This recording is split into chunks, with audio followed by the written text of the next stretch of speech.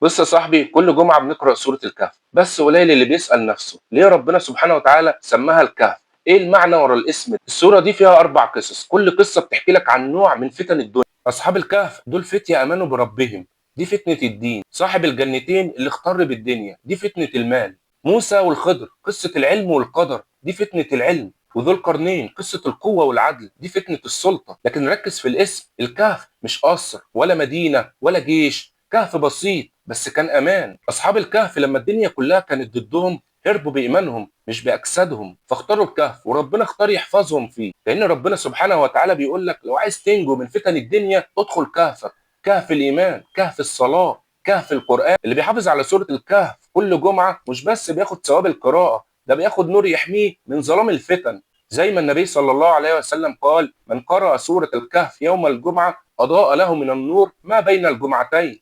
فما تنساش لما الدنيا تضلم ابدأ دلوقتي وافتح كهفك بنفسك، كهفك اللي بينك وبين ربنا. سلام.